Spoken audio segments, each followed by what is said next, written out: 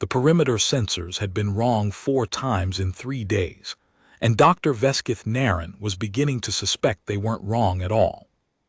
She stood at the observation bay of Research Station Kelios 9, a forward biological survey post on the jungle moon of Hareth Vi, watching the canopy shift in patterns that didn't match the wind. Her compound eyes processed the movement across 7 visual spectra simultaneously, and in none of them did the motion resolve into anything catalogued. The branches moved, the undergrowth parted, then nothing. No thermal bloom, no electromagnetic scatter. No pheromone trail, registering on the atmospheric intake filters. Something was out there, and it was better at hiding than the Sharu were at looking. Naren pressed her forelimb against the observation glass, her blue chitinous exoskeleton clicking softly against the treated crystal, and ran the replay from sensor post 6 for the 5th time. The recording showed 12 seconds of canopy disturbance along the western ridge, a faint compression in the soil moisture map consistent with something heavy passing through, and then nothing. The mass estimate, if the reading was real, suggested an organism between 80 and 130 kilograms. Nothing on Hareth Vi weighed that much. She'd spent 4 standard years cataloging every animal on this moon. The largest terrestrial predator was the Goron, a 6-legged ambush feeder that peaked at 40 kilos and avoided the ridgeline entirely because the soil was too rocky for its burrowing instinct. Sensor degradation, Subcommander Telvac had said, each of the 4 times she'd flagged it. He'd said it with the particular inflection that senior military officers used when they wanted a scientist to stop making their deployment more complicated. The station's garrison of 30 Sharu soldiers was here to protect the research team, not to chase phantom readings through a jungle that had been surveyed, mapped, and declared safe by 3 prior expeditions. Declared safe. The phrase sat in Naren's thorax like undigested chitin. She pulled up the expedition charter on her datapad. Hareth Vi had been classified as a Category 3 biome complex ecosystem. No apex predators exceeding threat level 2, atmospheric composition within Sharu tolerance, gravity at 0.7 standard. A comfortable posting. The kind of assignment that junior researchers competed for because it looked good on a curriculum file, without requiring them to wear pressure suits or sleep in sealed quarters. Naren hadn't come here because it was comfortable. She'd come because the moon's evolutionary record didn't make sense. The fossil layer showed evidence of large predator species apex organisms in the 200-kilo range that had vanished from the record approximately 800 years ago. The prey populations were still sized for them. The territorial distribution, patterns of mid-tier predators, showed avoidance behavior consistent with a larger predator that wasn't there anymore. Something had been at the top of this food chain. Something had disappeared, and the ecosystem hadn't collapsed, which meant either the models were wrong or the something hadn't actually left. She hadn't put that theory in her official reports. She'd mentioned the anomalous fossil record and let the data speak for itself.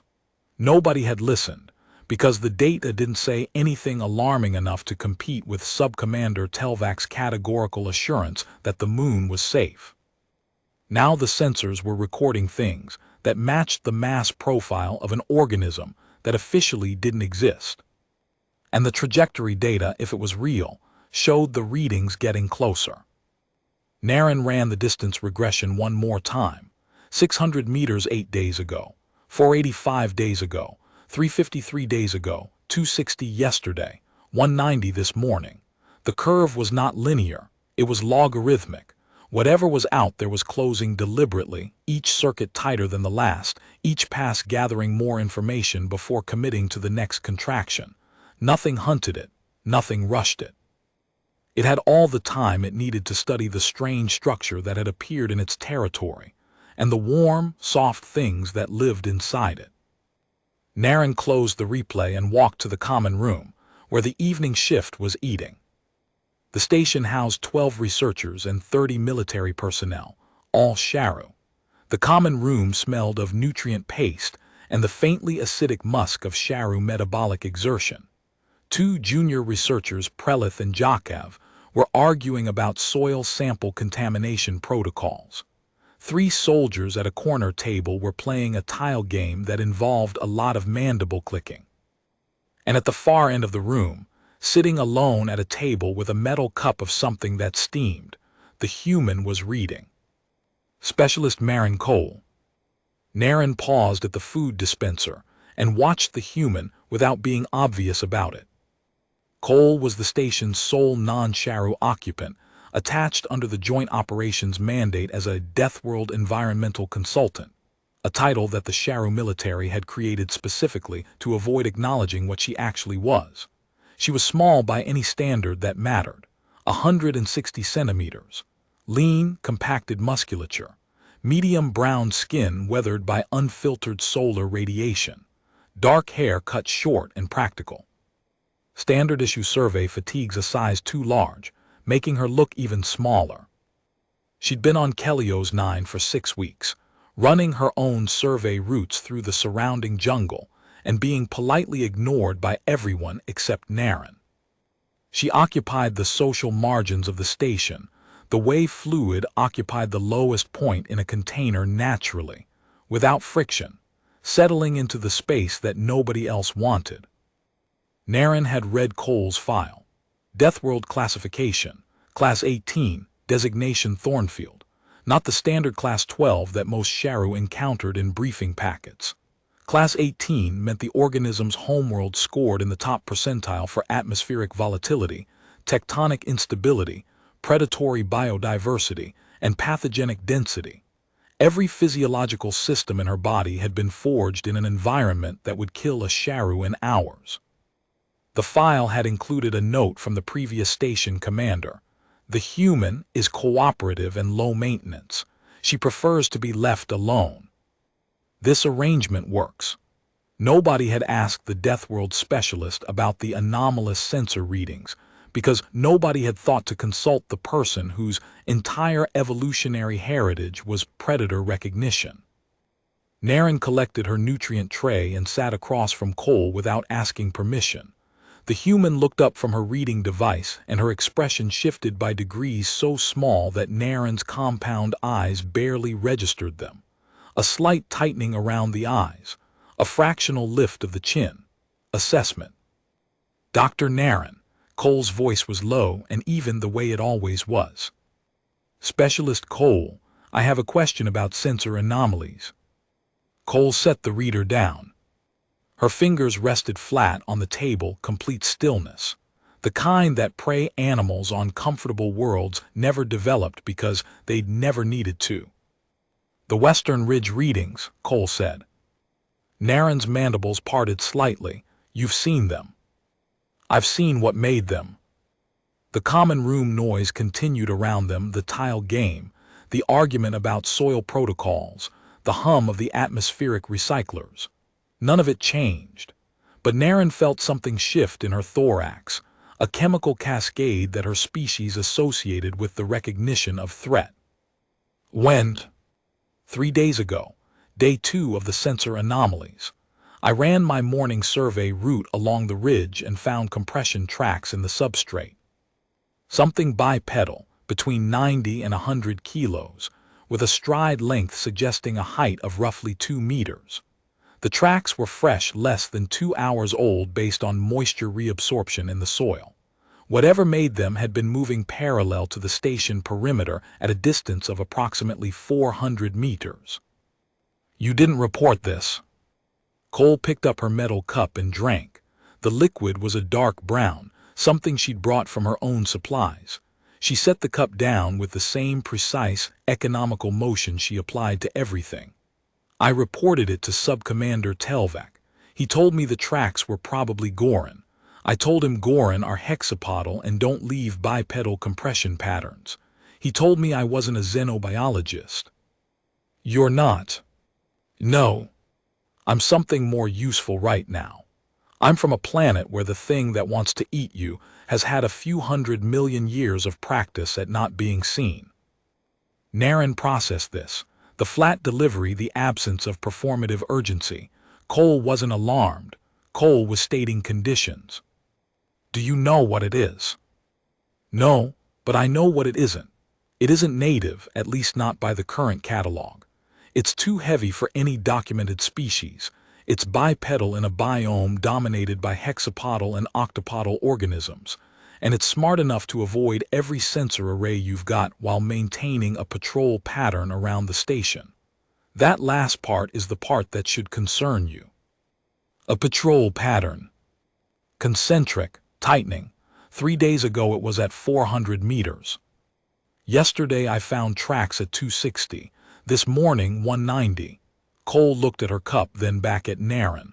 Whatever it is, it's not wandering, it's scoping. Naren's mandibles clicked involuntarily, the Sharu equivalent of a sharp intake of breath. 190 meters. The observation bay where she'd been standing that morning, reviewing sensor logs, was less than 200 meters from the western tree line. She'd been looking out at the canopy through reinforced crystal, and something had been looking back. The track pattern, Cole continued, also shows pause points, locations where the organism stopped and held position for extended periods. Those pause points correlate with lines of sight to the station's external activity zones, the sensor maintenance platforms, the sample intake ports, the airlock approaches. It's watching us work. It's learning our schedule. How long before it acts? That depends on what it's waiting for. Some predators stalk until they've mapped every variable and identified the optimal moment. Others stalk until hunger overrides caution. Either way, the circle is closing. The question isn't whether it reaches the station. The question is what it does when it gets here. Naren stood. Come with me, we're going to Telvac. Sub-Commander Telvac was in the operations center, reviewing supply requisitions on a display that cast his blue chitinous features in cold white light. He was a career officer, broad-thoraxed, with the scarred mandibles of someone who'd served on border stations long enough to have earned the right to a quiet posting. He looked up when Naren and Cole entered, and his antennae flattened in the way that indicated annoyance before the conversation had started. Dr. Naren, specialist. Sub-Commander, I need to brief you on a developing situation. Naren laid her datapad on his desk and projected the sensor logs, the soil compression maps, and the track analysis Cole had provided. She walked through it in the precise, evidence-first cadence that the Sharu academic tradition demanded. Telvac listened without interrupting. When she finished, he looked at the projected data for 6 seconds, then looked at Cole. The tracks could be fabricated. Soil compression is not a verified forensic method on this moon. Cole didn't react to the implication. They're not fabricated, Sub-Commander, but if the evidence doesn't convince you, the timeline will. Whatever is circling this station has halved its distance in 3 days. At the current rate of closure, it will be inside the sensor perimeter within 48 hours. After that, it will be inside the station's defensive envelope. If it's as good at not being seen as the sensor record suggests, you won't know it's there until it decides you should. This moon has been surveyed 3 times. No organism matching this profile has ever been recorded. The fossil layer says otherwise, Naren said quietly. Fossils are not present threats, Doctor. Cole spoke again in the same low, even register. Sub-Commander, I'm not asking you to believe me. I'm asking you to let me run a night survey along the western ridge with a portable thermal imager from the equipment stores. If there's nothing out there, you lose 1 night of my sleep. If there is, you gain a threat assessment before whatever it is finishes sizing up your perimeter. Granted, take a sidearm and a comm unit. Report every hour. Cole nodded once, collected the thermal imager from the equipment bay, and left without another word. She found Cole at the eastern airlock 30 minutes later, checking the charge on a Sharu-issue sidearm with the mechanical competence of someone who'd handled weapons so many times the motions had been worn into reflex. I want to accompany you. Cole looked at her. The assessment was quick, a flicker of the eyes that took in Naren's build, her exoskeletal plating, her mandible configuration, and whatever else humans processed when they evaluated another organism's capacity. You're a biologist, not a field operative. I'm the only person on this station who's been studying this moon's ecosystem for 4 years. If we find something, I'll know what it's related to. Cole considered this for 2 seconds. Stay behind me, move when I move, stop when I stop. If I say down, you go flat against the ground and you do not speak, do not move, and do not activate any electronic device. The thermal imager stays passive, no active pinging. Understood. They went out. The jungle at night was a different organism. The canopy, which during the day filtered Hareth VI's primary star into dappled columns of green-gold light, now sealed overhead into a continuous membrane that blocked the moonlight from Hareth Prime, and left the understory in a darkness so complete that Naren's compound eyes struggled to resolve shapes beyond 3 meters. Cole moved through it without hesitation. Naren had observed humans in controlled environments before training facilities, station corridors, the choreography of joint operation drills. She had never observed one in a wild biome at night, and the difference was categorical. Cole didn't walk through the jungle. She occupied it. Her footfalls made no sound that Naren could detect, which should have been impossible given the density of the leaf litter. Each step was placed, weighted, and resolved before the next began. She navigated root networks and fallen trunks by touch, her left hand trailing along surfaces while her right kept the thermal imager at eye level. Naren followed, her own passage through the undergrowth a series of crackles and snaps that sounded like a vehicle moving through a disposal yard. Cole adjusted her pace to accommodate the noise without ever looking back. At the 12-minute mark, Cole raised her fist, a closed hand at shoulder height that Naren had no cultural reference for but understood instinctively as halt. They stood motionless for 30 seconds while Cole studied something on the ground with the thermal imager. When she moved again, she adjusted their path 15 degrees to the south without explanation. Later, when they were back at the station, she told Naren that she'd found a fresh kill site partially consumed Goron, with bite patterns inconsistent with any scavenger in the cataloged fauna. The kill was less than 4 hours old. The jungle air coated Naren's exoskeletal plates in a film of condensation.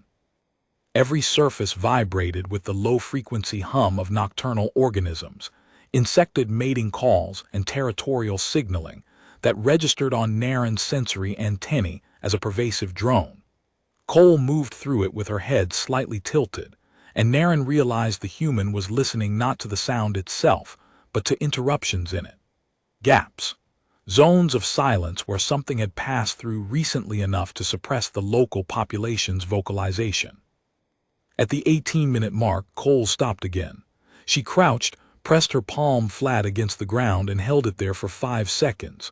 Naren watched.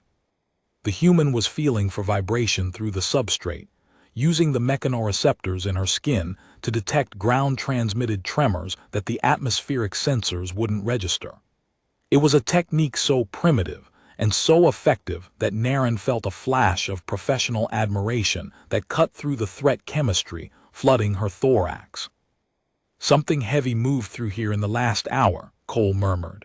"The soil is still settling." 20 minutes in, Cole stopped again.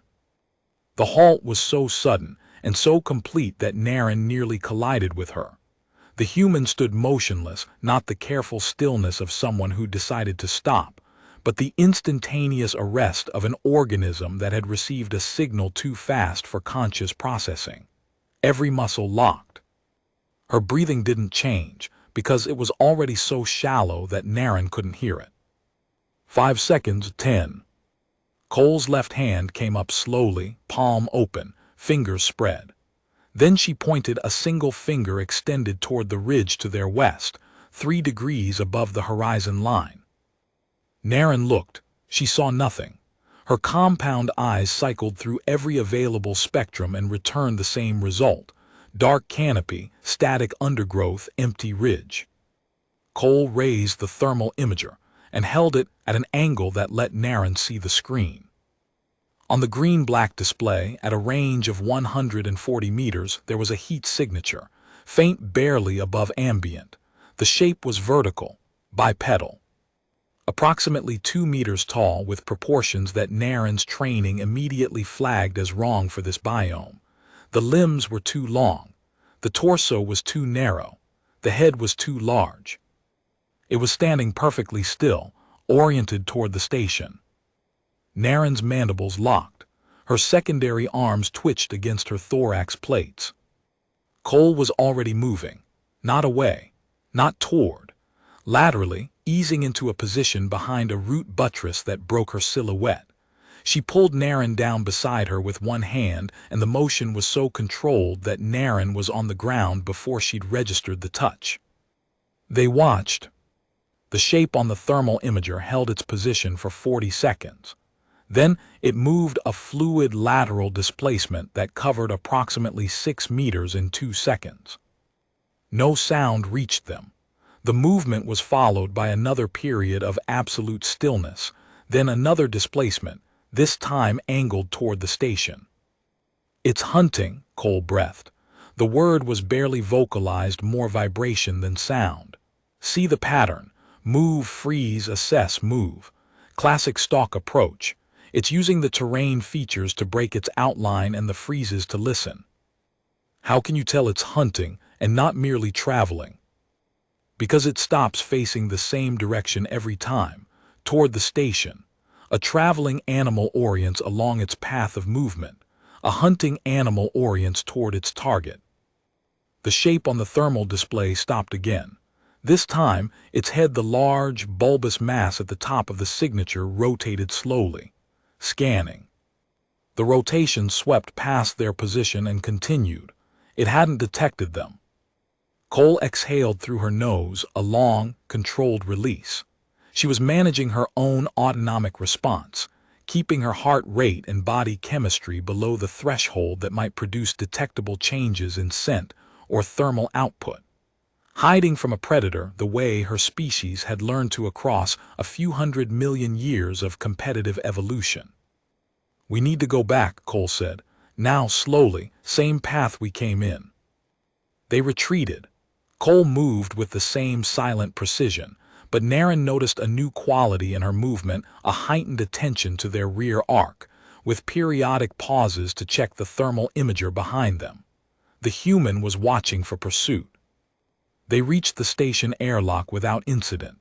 Cole sealed the hatch, engaged the secondary lock, and stood in the corridor for 3 seconds with her eyes closed.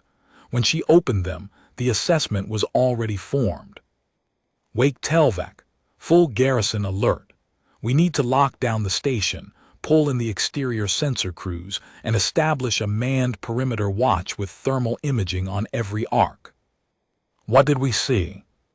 An apex predator that has learned to suppress its thermal signature, operates at night, uses methodical stalk and assess hunting patterns, and has spent 3 days mapping your station's sensor coverage before beginning its approach. That's not an animal running on instinct, Dr. Naren. That's a predator with tactical intelligence. Telvac stood in the operations center in a duty coat thrown over his sleep garments, his antennae flat, staring at the thermal recording Cole projected on his wall display. "One organism," he said. "You're proposing a full garrison alert for one organism. One organism that you can't detect with your standard sensors, that has systematically avoided every passive array on the perimeter, and that is currently inside your outer sensor ring. If it behaves like the apex predators I've studied on 7 other worlds, it will probe for entry within 48 hours. You're projecting Terran predator behavior onto an alien organism. I'm projecting observed behavior onto an organism that's behaving exactly the way a large, intelligent, solitary hunter behaves when it's found prey it hasn't encountered before. The pattern is convergent. Evolution produces the same solutions to the same problems regardless of the biome." Telvac turned to Naren, Doctor, your professional assessment. The thermal signature matches the mass profile predicted by the fossil record for the missing apex predator of this biome. Nothing in the current catalog accounts for what we observed. Telvac was quiet for 11 seconds. Then he activated the garrison alert. The next 6 hours were a controlled transformation of Kelios 9 from a research station into a defended position. Soldiers pulled the external sensor crews in Gardeck, and his partner collies came through the airlock with their mandibles locked tight. Collies reported that the ambient sound profile on the western ridge had changed. The nocturnal insectoid hum had gone silent in a spreading wave pattern, the kind of silence that cascaded through an ecosystem when something moved through it that everything else wanted to avoid. Thermal watch posts were established at 8 points around the perimeter. The exterior floodlights were raised to full output. Every airlock was double sealed. The station's 3 maintenance hatches were bolted from inside. Cole personally checked each one, testing the seal strength by leaning her weight against the mechanism, calibrating how much force it would take to breach. "These won't hold," Cole said at the 3rd hatch, a ventral maintenance port on the station's southern face. "The locking mechanism is designed to prevent accidental opening, not forced entry. A 100-kilo organism with grasping forelimbs could lever this open in under a minute." She recommended welding the hatch shut. Telvac authorized it. The maintenance officer sealed the port with structural adhesive rated for 1,500 kilos. Cole checked each watch post's thermal coverage arcs, identified blind spots, recommended 3 additional posts. She mapped the floodlight coverage and marked 9 shadow corridors, narrow bands of darkness between the light cones, where an organism could approach unseen. She recommended repositioning 4 units to reduce the number to 3. She did all of this without giving orders suggestions to Telvac, who approved them with decreasing reluctance as the weight of her competence became harder to attribute to overreaction. At the 4th hour, Sensor Post 3 reported a contact. Gardeck's voice came through clipped and tight. "Contact bearing 275, range 90 meters. Thermal signature consistent with Specialist Cole's description. Stationary for 6 minutes, facing the station." Cole crossed to the tactical display. The thermal signature was there, the same elongated bipedal shape, standing in the tree line 90 meters from the western wall. "That's inside your inner sensor ring," Cole said. "It crossed the perimeter without triggering anything." Telvac's chromatophores, the color-shifting cells in his facial plates, had gone a shade of pale blue that Naren recognized as fear. "What is it doing?" "Watching. It finished its assessment. Now it's deciding." "Deciding what?" "Whether the reward is worth the risk." The contact held position for 22 minutes. Then it moved along the perimeter, maintaining exactly 90 meters, circling the station in a slow arc. It paused at each transition point between watch posts, the exact points where thermal coverage overlapped and angular resolution was weakest. "It's mapping your coverage," Cole said.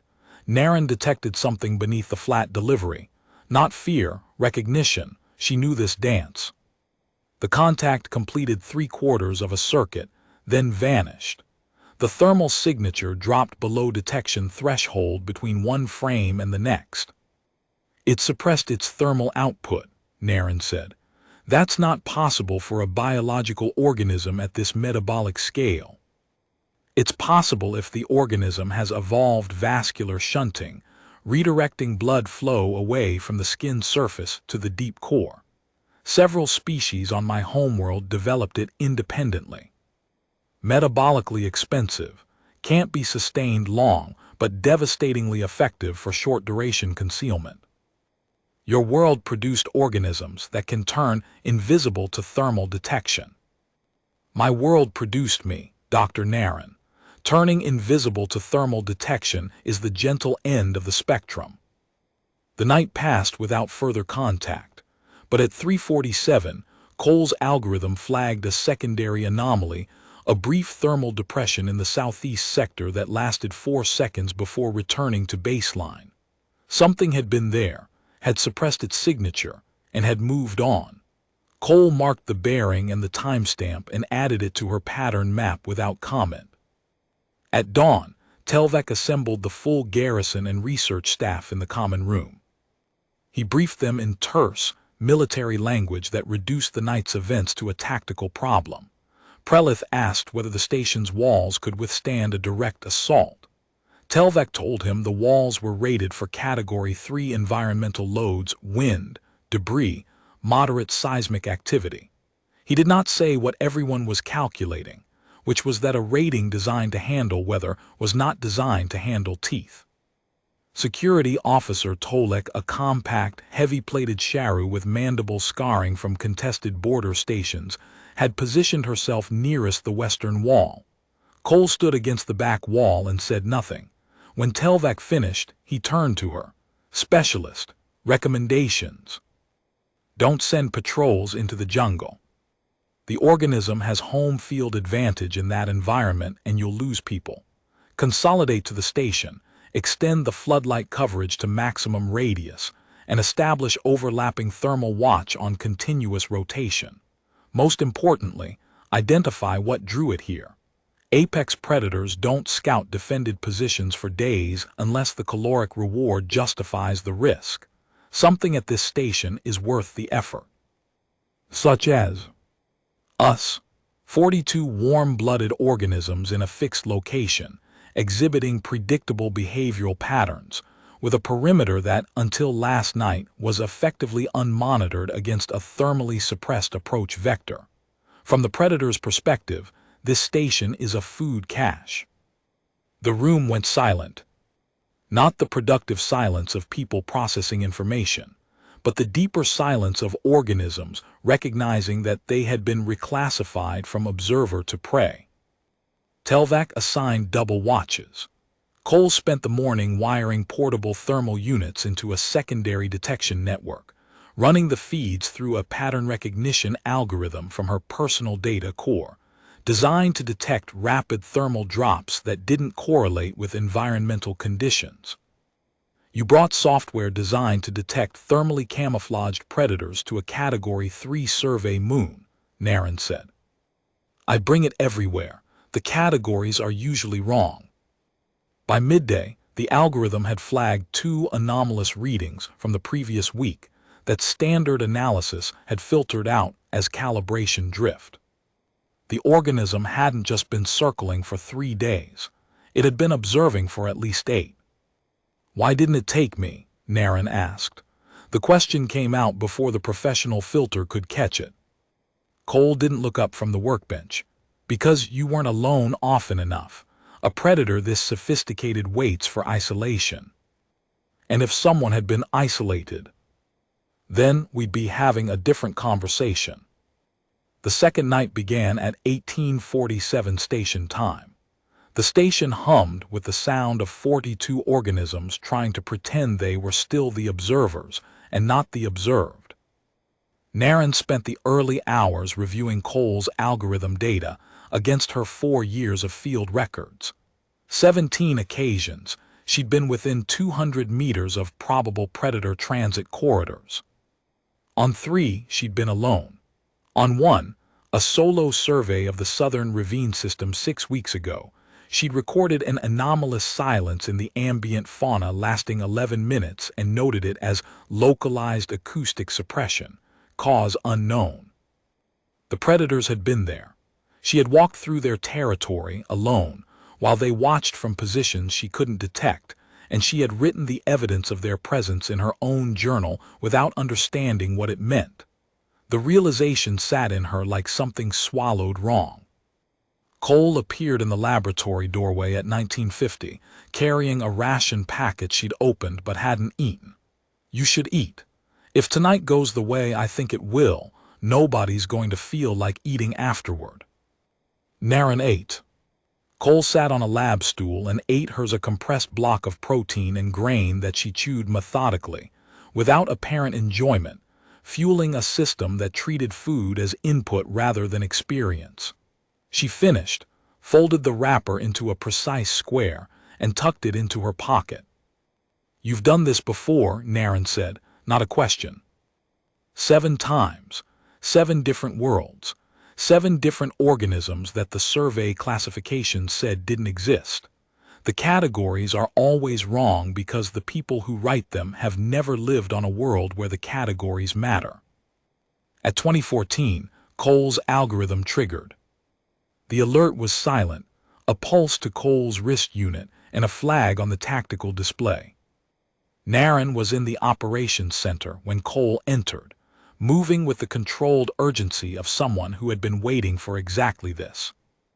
"Multiple contacts," Cole said, and her voice had a quality Naren hadn't heard before. Not alarm, something colder, the voice of someone whose internal calculations had just returned a result she'd hoped they wouldn't. The tactical display populated. Not one thermal signature. 4. They were positioned at the cardinal compass points around the station, each at approximately 100 meters, each exhibiting the same barely above ambient thermal profile. 4, Telvek said from behind them. He'd come in at the alert. "At minimum, these are the ones the algorithm caught. There may be others running suppressed signatures below the detection threshold." Cole studied the display. "They're positioned for a coordinated approach, equal spacing, simultaneous pressure from 4 vectors." "Pack hunters." Naren heard her own voice and didn't recognize the register. It was flat, stripped of academic cadence. "Pack hunters with tactical coordination. They waited until they had enough numbers to cover all approaches. This was planned." Telvak's mandibles worked. The chromatophores on his face were cycling through pale blue and gray in rapid alternation. "Specialist, what do we do?" A Sharu sub-commander with 30 soldiers under his command had just asked the person they'd been politely ignoring for 6 weeks what to do. Cole answered the same way she answered everything, flatly, practically. "Lock all hatches, kill the exterior lights." "Kill them, the lights are our." "The lights are showing them exactly where every entrance is and exactly where your watch posts are positioned. They've been studying your light pattern for a week. Every shadow, every pool of dark between the floods, that's where they'll come through. Turn the lights off and you remove the map you've been handing them." Telvak hesitated for 3 seconds, then he gave the order. The station went dark. The floodlights died in sequence, and the jungle rushed in to fill the space not with sound, but with the absence of the barrier that light had provided. Through the observation ports, the canopy was a wall of black. "Now the thermals are our only eyes," Cole said, "and on thermal we have the advantage. They can suppress their output, but they can't eliminate it, and they can't see through walls. Right now they're recalculating. We just changed the variables." The 4 signatures held position for 11 minutes. Then they moved inward, tightening the circle from 100 meters to 70. In synchronization. When one paused, the others paused. When one advanced, they all advanced. 60 meters, Gardek reported from Post 3. His voice had lost its professional steadiness. 55 on the southern vector, Post 6 added. "This one's moving faster than the others. It's not matching the group pace." "That's the scout," Cole said. "The fastest member tests the reaction. If we respond to it, the others know what to expect. Don't respond." The southern signature advanced to 50 meters while the other 3 held at 60. It paused for 8 seconds, then retreated back to 60. A test. The other 3 then advanced to 55 in unison. The coordination was tighter than any pack behavior Naren had ever documented in the academic literature. In the corridor outside the operations center, Naren could hear Tolek quietly instructing a fire team to take positions at the western observation ports with sidearms charged. The hum of the weapons cycling to readiness was a sound the station had never produced before. Prelith, the junior biologist, was standing in the doorway of the common room, with a look on his face that Naren could only classify as a species realizing it had been living inside a predator's hunting range and calling it a research assignment. Cole stood at the tactical display with her hands flat on the console, watching the signatures creep inward. Her posture hadn't changed since the alert.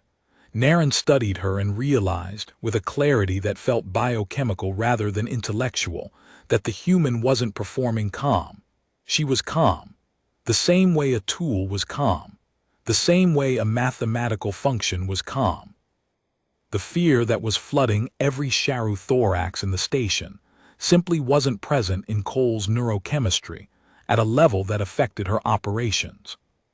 This was what Class 18 meant. Not just that her body was harder, that her mind had been forged in an environment where paralysis meant death and calm meant continuation. Her species hadn't evolved away from fear. They'd evolved the ability to process it and keep moving. 50 meters, there at the structural perimeter, that was post 2. Hold positions, Cole said, addressing the room without raising her voice. Do not fire unless they breach a wall. If you fire through the ports, you give them muzzle flash locations and they'll know where every shooter is. 40 meters. They're testing, probing. They want to know if the change in the light pattern means we're aware of them. If we stay quiet and sealed, they have to commit without intelligence. That raises their risk assessment. The signatures slowed. At 35 meters they stopped. Naren could feel her pulse in her mandibles. The operations center was silent except for the soft hum of electronics and the breathing of 8 Sharu and 1 human. Every compound eye in the room was fixed on the tactical display, where 4 pale smudges sat at the edge of the station's structural footprint like the points of a compass. 20 seconds, 30, a minute. One of the signatures moved, not forward, laterally. A quick displacement to the east, then stillness. Another followed, shifting west. The third held position. The fourth, the one directly north, advanced 5 meters, then retreated 10. They're pulling back, Cole said. The signatures withdrew.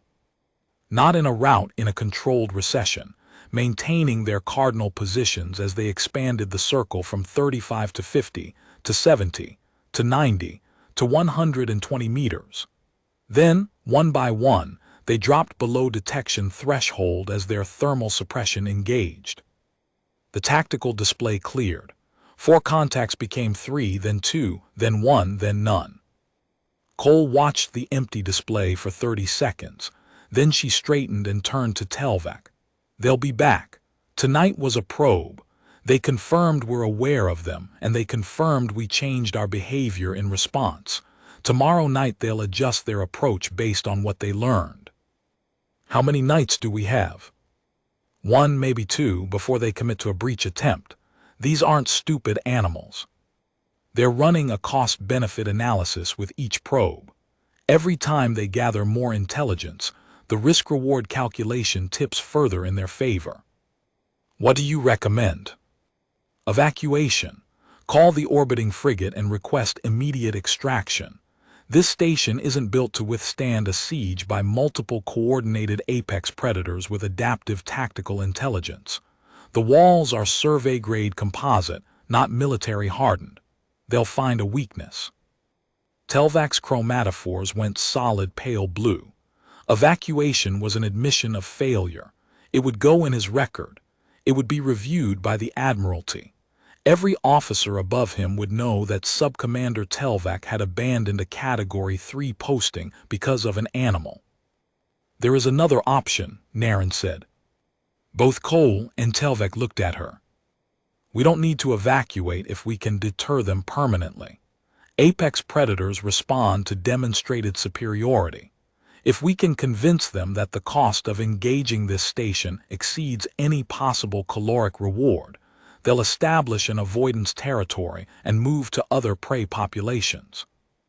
How do you propose to demonstrate superiority to organisms we can barely detect? Telvak asked. Naren looked at Cole. The human looked back. Something passed between them, not spoken, not signaled, communicated in the space between two organisms who had both arrived at the same conclusion from different directions. "We use the thing they haven't assessed yet," Cole said. "They've been studying Sharu behavior for 8 days, Sharu responses, Sharu sensor patterns, Sharu schedules. They think they know what's in the station." She paused. "They haven't accounted for me." "You want to go out there?" "I want to go out there." Telvac's mandibles worked in silence for a long time. "You would need to find them, in their own territory, in darkness, with thermal camouflage that makes them functionally invisible." "Yes." "And do what exactly?" "What my species does. Make them understand that they're not the only predator in this equation." Telvac looked at Naren. The question on his face wasn't spoken, but she read it clearly. Is this real? Is this person serious? Is a 62-kilo organism proposing to go alone into the dark against 4 things we can barely detect? Naren held his gaze. "Sub-Commander, every physiological and behavioral metric I've observed in Specialist Cole over the past 6 weeks is consistent with what the Deathworld literature describes, but the Sharu military has never operationally tested. Her resting heart rate is lower than ours. Her sensory integration is faster. Her threat processing architecture allows continued executive function under conditions that would trigger immobilization cascades in Sharu neurology. She isn't proposing something reckless. She's proposing something her species was built to do." Telvac's antennae lifted fractionally. "Authorize it." The plan was simple in the way that Cole's plans were always simple, stripped to the mechanical minimum, free of contingency or elegance, built on the assumption that execution mattered more than architecture. She would go out alone, at peak dark, with a thermal imager, a Sharu sidearm, and a canister of chemical marker, a scent compound used in Sharu territorial surveys that could be detected at distance by any organism with chemosensory capability. She would find the pack's rest site, mark it, and leave evidence of her presence that communicated, in the only language a predator universally understood, that a competing apex had entered the territory. "On my world," Cole explained to Naren while she loaded her equipment in the airlock, "the most effective deterrent against a pack predator isn't killing one of them. It's letting them know you can. The distinction matters. A dead pack member is a sunk cost, evidence that you found them while they were resting, entered their territory without being detected, and chose not to kill. That's a threat display. It tells them that the next time you might not choose restraint. You're going to hunt the hunters. I'm going to let them know they've been hunted." She went out at 200, when the jungle was at its darkest and the primary star was below the horizon. Naren watched her on the thermal feed from the operations center, a single bright human-shaped signature moving into the dark tree line, steady and unhurried. She moved differently than she had during the first night's survey, with Naren faster, lower, with a fluidity that suggested she was no longer constrained by the need to accommodate a Sharu companion. This was her natural speed, the speed of an organism operating within its design parameters. For 12 minutes, the signature was visible. Cole moved northwest along the ridge, following a route she'd plotted from the tracks and the thermal algorithm's historical data. At one point she stopped, crouched, held position for 40 seconds, then angled sharply east before resuming her original heading. Something on the ground had told her to adjust. Naren would never know what. Then she reached the edge of the thermal array's range, and her signature faded. The operations center was very quiet. The atmospheric recyclers hummed.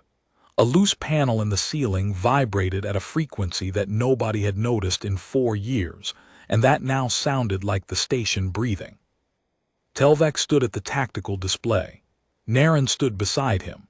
Gardek sat at his console with his mandibles locked and his compound eyes fixed on a sector readout that hadn't changed in 20 minutes.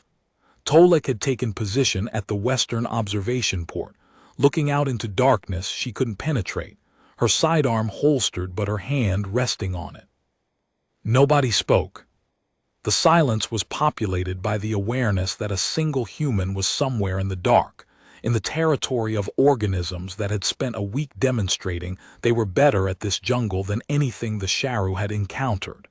And the human had gone in anyway, not because she was ordered to, not because she had to, because this was the solution her species' evolutionary history had provided, and she trusted it the way a Sharu officer trusted fleet doctrine completely, without hesitation, because the alternative was to accept that the problem was unsolvable. 50 minutes. The first comm check came at the 30-minute mark per protocol, Cole's voice barely above a whisper, in the ravine system west of the ridge. Fresh tracks. Multiple sets, converging on a rock formation approximately 800 meters from the station, moving to confirm. 20 more minutes of silence. Then found them, 4 confirmed, possibly 5. They're in a sheltered overhang at the base of the volcanic plug, resting configuration, thermal signatures elevated, which means they've dropped the suppression. They feel safe here.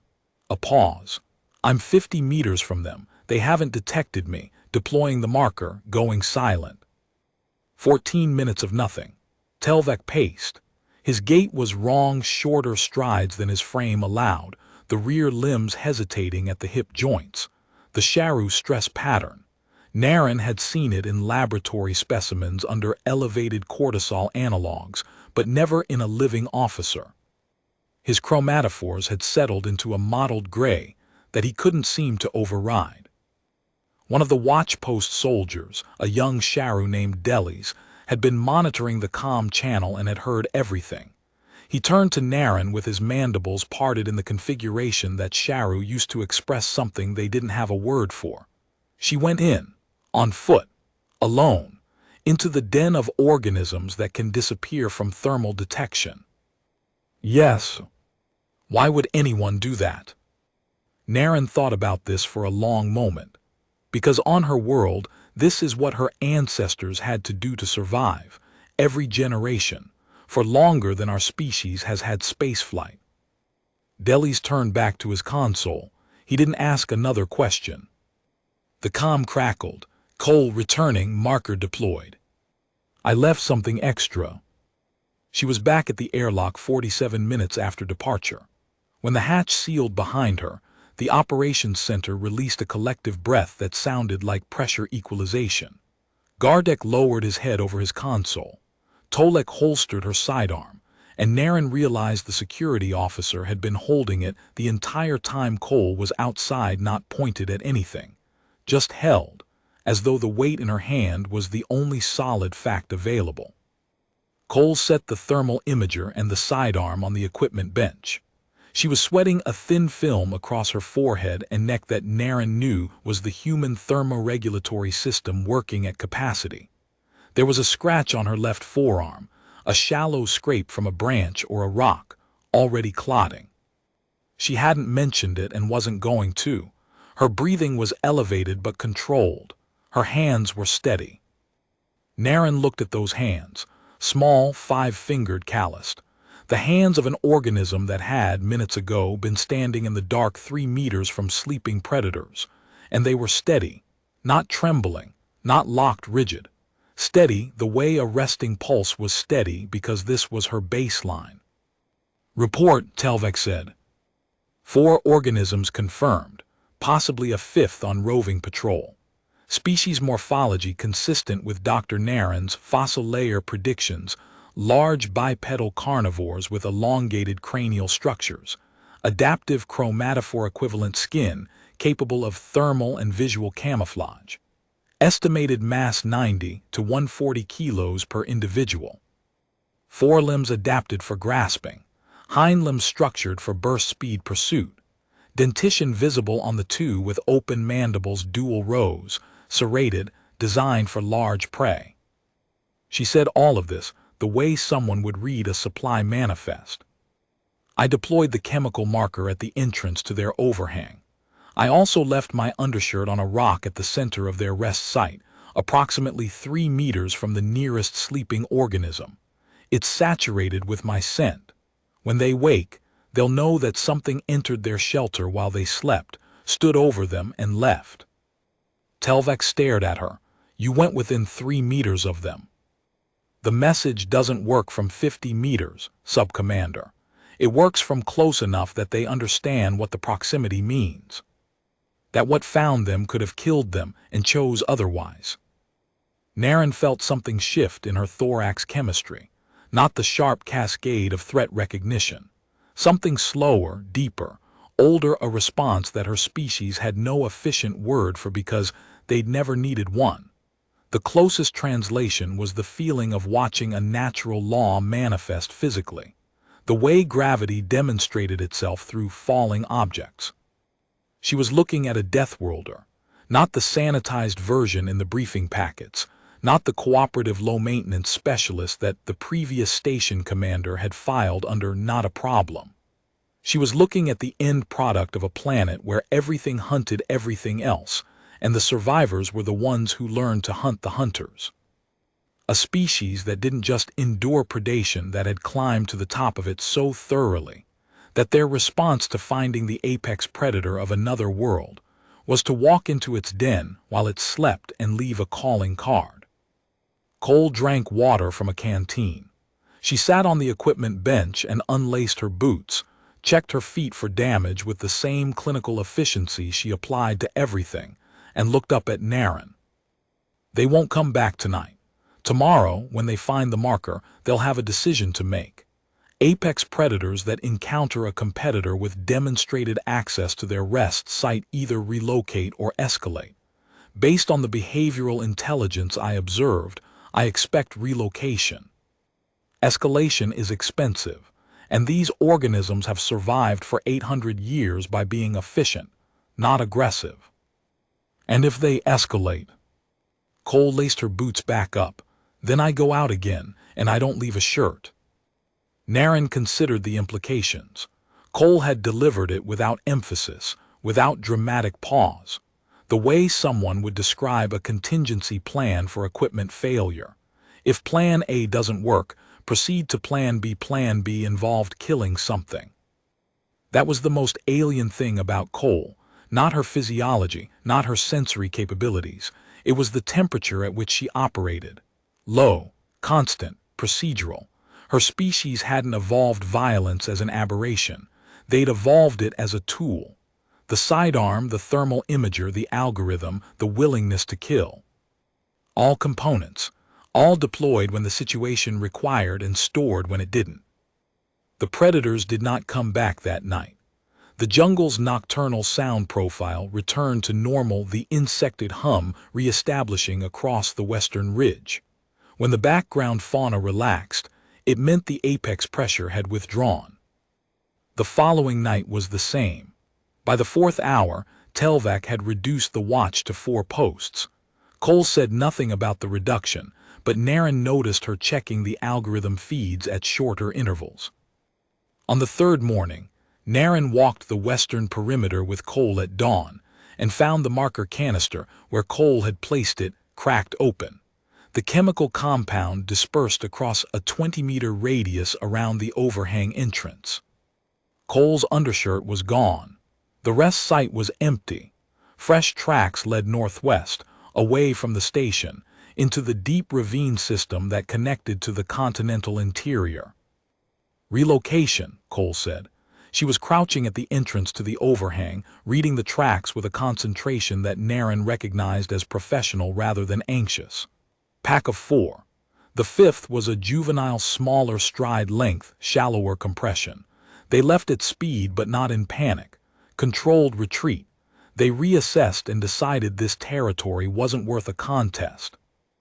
Naren knelt beside her and examined the overhang floor. Compressed soil, organic residue, claw marks in the rock face consistent with habitual use.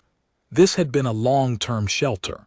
The pack had used it for months, possibly years.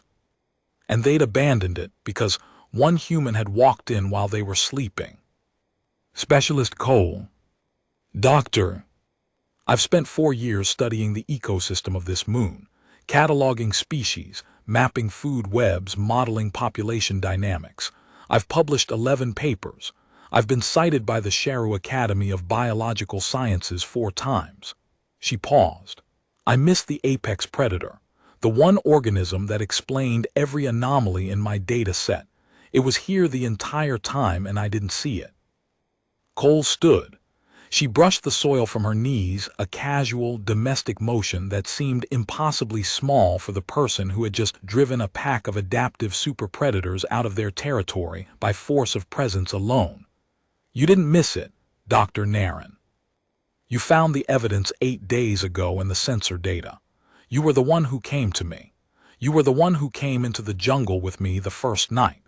The difference between you and Telvac isn't capability. It's that you looked at evidence that didn't fit your models and chose to follow it instead of filing it under sensor degradation. Naren processed this. She recognized it as a compliment delivered in the human register, functional, unadorned, and probably the highest form of respect Cole's species offered. A statement of observed competence. They walked back to the station in the dawn light. The jungle canopy was waking up the diurnal fauna beginning their territorial calls, the photosynthetic layers unfurling to catch the first angle of the primary star. It was exactly the same jungle Naren had walked through every morning for 4 years, the same sounds, the same air, the same filtered light through the same green canopy. And for the first time, Naren understood that she had never actually seen it. She'd cataloged it, measured it, modeled it. She'd treated it as a system to be documented. Cole looked at the same jungle and saw a live environment, a web of competing pressures, overlapping territories, concealed dangers, and invisible negotiations between organisms that were always assessing each other. That was what a Deathworld produced, not just bodies that could survive, minds that could see. Naren spent the rest of the morning at the overhang collecting samples, epithelial residue, claw fragments, atmospheric trace compounds. A completely undocumented apex species, thermally adaptive, pack-coordinated, with cognitive function that the existing taxonomy had no category for. She should have been elated. This was the kind of discovery that built careers, that ended up in introductory textbooks. Instead, she kept looking at the spot where Cole had placed her undershirt, 3 meters from a sleeping predator, in the dark, alone. The elation she should have felt was displaced by something else, a recalibration so fundamental that it felt more like vertigo than insight. She had spent her career studying organisms. She had never been in the presence of one that made her rethink the word. Telvac filed his report that afternoon. Naren read it later, a copy routed through the academic liaison's office. It was thorough, professional, and factually complete. It described the discovery of an undocumented apex predator species, the threat assessment, the defensive measures, and the resolution. It credited specialist Cole's field expertise and recommended reclassification of Harath VI from Category 3 to Category 7. Nowhere in the report did it mention that a single human had walked into the predator's den alone, in the dark, and ended a siege by standing over sleeping killers with nothing but her own scent, and the quiet promise that she could have done worse. Some things didn't fit in reports. Some things lived in the space between the lines, in the silence after the facts were stated, in the way a Sharu sub-commander who'd served on border stations for 20 years looked at a human specialist across a common room and inclined his antennae, the deepest form of respect his species could offer without speaking. Cole was at her usual table, reading, drinking from her metal cup. She noticed the gesture. She inclined her head a fractional tilt, barely visible. Then she turned the page and went back to her book. Outside, the jungle moved in patterns that matched the wind. Naren watched it from the observation bay and for the first time felt certain that she was seeing it clearly. The branches swayed. The undergrowth shifted. Nothing hid in the spaces between. Not anymore,